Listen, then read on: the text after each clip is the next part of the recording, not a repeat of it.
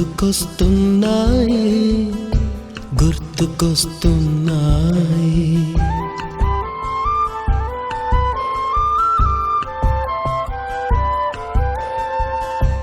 ఎదలోతులో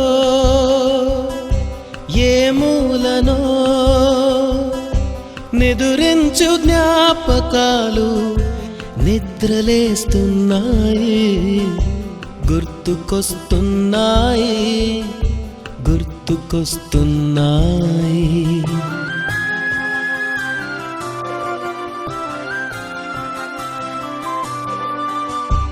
ఈ గాలిలో ఏ మమతలో మా అమ్మ మాటలాగా పలకరిస్తున్నాయి గుర్తుకొస్తున్నాయి గుర్తుకొస్తున్నాయి.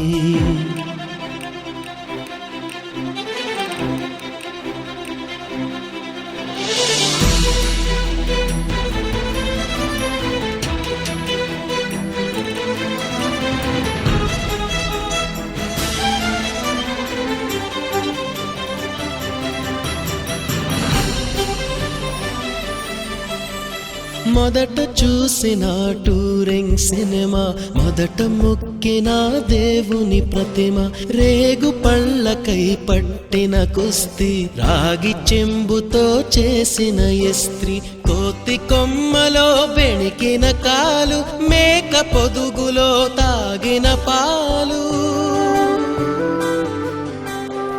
దొంగ చాటుగా కాల్చిన బీడి, సుబ్బుగాడిపై చెప్పిన చాడి, మోట బావిలో మిత్రుని మరణం, ఏకధాటిగా ఏడ్చిన తరుణం గుర్తుకొస్తున్నాయి గుర్తుకొస్తున్నాయి.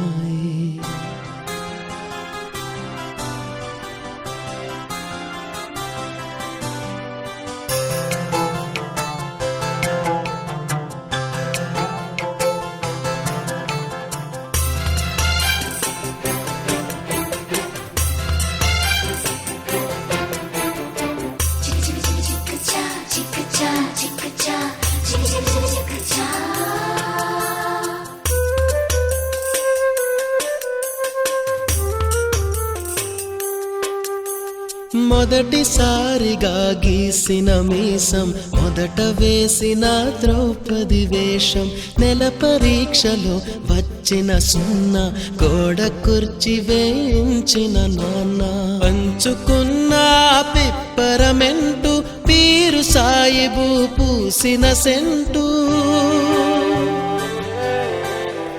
చెడుగుడాటలో గెలిచిన కప్పు, షావుకారు కెగవేసిన అప్పు, మొదటి ముద్దులో తెలియని తనము, మొదటి ప్రేమలో తీయందనము గుర్తుకొస్తున్నాయి గుర్తుకొస్తున్నాయి.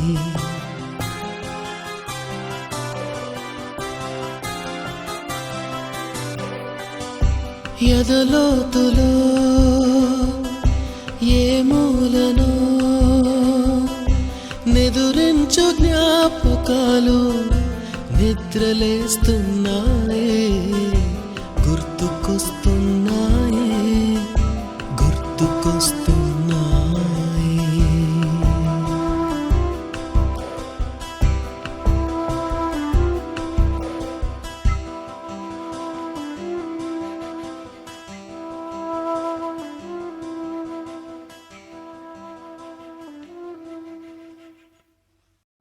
ఇదే స్కూల్లో మనందరం కలిసి ఒకే రూమ్లో ఒకే బెంచ్ లో కూర్చొని చదువుకోవడం జరిగింది. ఆ చదువుని ఆ రోజుని గుర్తు చేసుకుంటూ మనకు చదువు చెప్పినటువంటి టీచర్లతో కలిసి ఈ కార్యక్రమం జరుపుకోవడం, వారితో కలిసి ఈ ఆనందాన్ని పంచుకోవడం అనేది ఒక అద్భుత అవకాశం లాంటిది మనందరికీ. గణపతి స్తోత్రంతో కార్యక్రమంలో వెళ్దాం. శుక్లాం వరదరం విష్ణుం శశివర్ణం చతుర్భుజం ప్రసన్నవదనం ధ్యాయే సర్వవిఘ్నోపశాంతయే అరజా ఆననపద్మాకం గజాననమహర్నిశం అనేకదంతం భక్తానాం ఏకదంతముపాస్మహే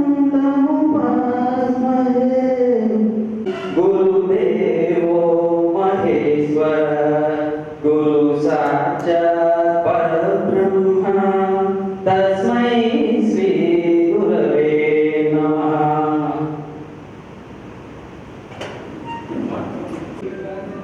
మేడం రమాదేవి గారిని వేదిక మీదకు సాగరంగా ఆహ్వానిస్తున్నాము. ప్లీజ్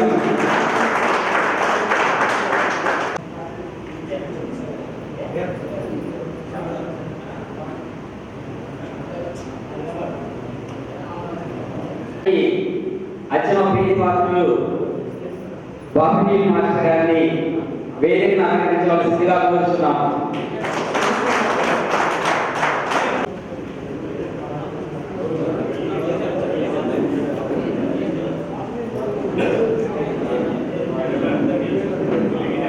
తదుపరి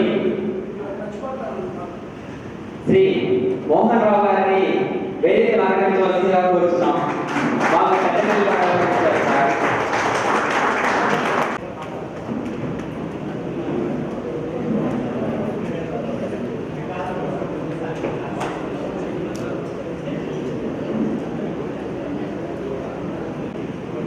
తర్వాత విజయలక్ష్మి మేడం గారిని వేదిక మీద కావాల్సిందిగా కోరుతున్నాం. దయచేసి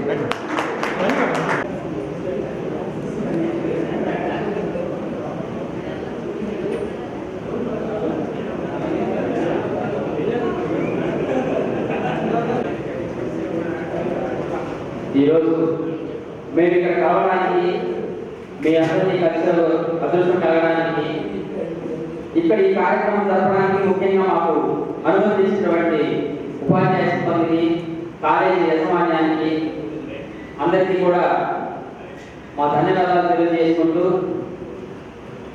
ముందుగా చెప్పాలంటే ఈ ప్రపంచంలోనే ముగ్గురు తల్లిదండ్రుల తర్వాత తల్లిదండ్రులంతా వాళ్ళు మాతృదేవో భవ జన్మనిచ్చిన తల్లి, పితృదేవో భవ మనల్ని పాలించి మనల్ని రక్షించే సంరక్షకుడు, తరువాత మనల్ని కన్న తల్లిదండ్రుల తర్వాత అదే స్థానాన్ని కల్పించాడు గురువులకి ఆచార్య దేవో భవ. అమ్మ జన్మనిస్తుంది, తండ్రి పాలిస్తాడు, పాలన చూస్తాడు.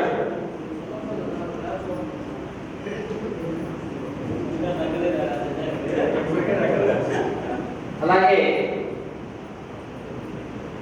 తల్లి జన్మనిస్తే తండ్రి రక్షణిస్తాడు, కానీ అటువంటి రక్షణ జన్మనిచ్చినటువంటి తల్లి సంరక్షణ పెరిగిన ఒక పుత్రులైతేనేమి వారిని సరైన రీతిలో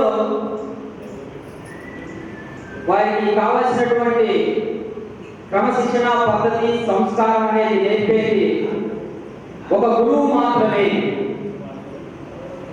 పిల్లల మీద మమకారంతో మనం ఏమి అనలేకపోయినా అది ఆ గురువులు వాటిని అర్థం చేసుకొని ఒక విద్యార్థిని క్రమశిక్షణతో మెలిగేలా ఒక ఆయుధంగా తయారు చేస్తారు. వారి కోపంలో ఒక మాట అన్నా, ఒక దెబ్బ తిన్నా దాని వెనక ఎంతో ప్రేమ రాగాలు, మమతాన రాగాలు ఉంటాయి. అలాగే కార్యక్రమంలో ముందుగా వైఎస్ఆర్ గారిని వేదిక అలంకరించవలసిందిగా కోరుతున్నాం.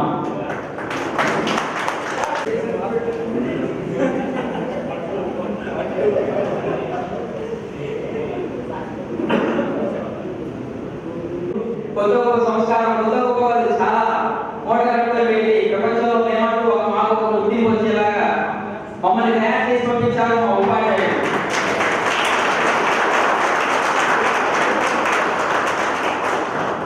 వారి పిల్లల మమకారంతో తల్లిదండ్రులు ఏమి అనరు,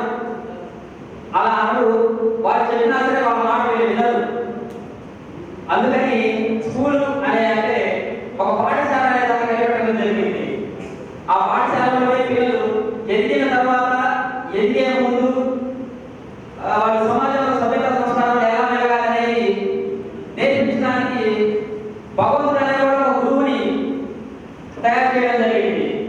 గురువు లేని విద్య గురి లేని బాణం లాంటిది. అది మనం ఎంత దూరం సంధించినా సరే దానికి ఒక గమ్యం లేకుండా అర్థంగా వెళ్తూనే ఉంటుంది.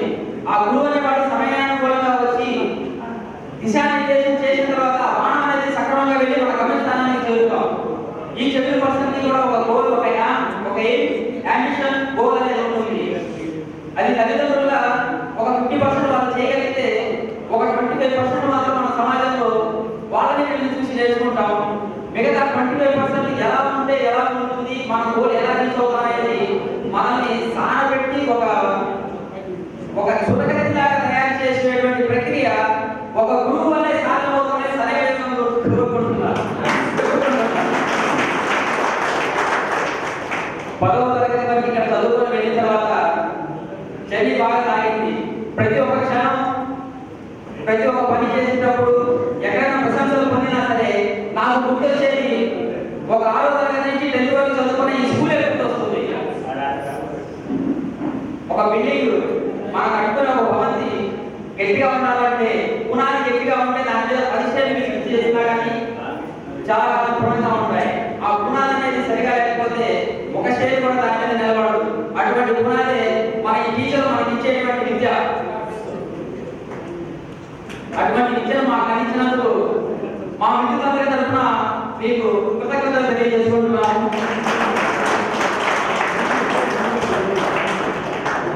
ముందుగా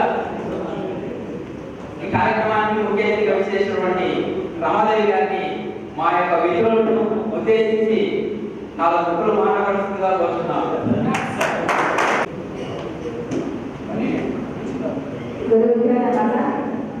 ఇక్కడికి విచ్చేసినటువంటి టీచర్స్ మీకే కాదు నాకు కూడా ఉంటాయి. అందుకని నేను స్టూడెంట్గా ఫీల్ అవుతున్నా. ఇప్పుడు మీలాగా ఫీల్ అవుతున్నా. పని చెప్పినట్టుగా 6వ తరగతి నుంచి 10వ తరగతి వరకు విద్యాభ్యాసం చాలా కీలకమైనది మన జీవితంలో. అప్పుడప్పుడే మన అభిప్రాయాలు, ఆలోచనలు అవన్నీ రూపుదిద్దుకునే వేళ ఒక శిల్పి తన శిల్పాన్ని ఎలా చెక్కుతాడో ఆ విధంగా అది ఒక రాయిని శిల్పంగా ఎలా మారుతుందో అలా మారే క్రమం అనేది ఇక్కడే పునాది వేసుకుంటుంది. సో ఆ 5 years నుంచి విద్యాభ్యాసం అనేది ఏ వ్యక్తికైనా సరే, ఈవెన్ గవర్నర్ అయినా సరే, ప్రధానమంత్రి అయినా సరే, లేదా రాష్ట్రపతి అయినా సరే, ఒక డాక్టర్ అయినా సరే, ఎవరైనా సరే అందరికీ చాలా కీలకమైంది.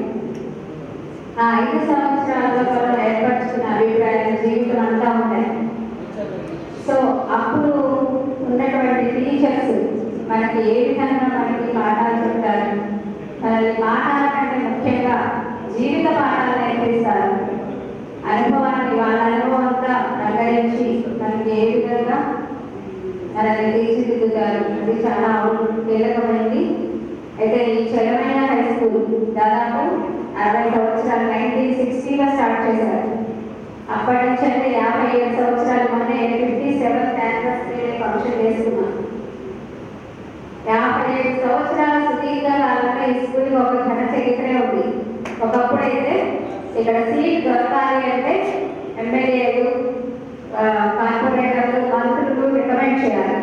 అంత గొప్ప పేరున్న స్కూల్. అయితే కాలానుగుణంగా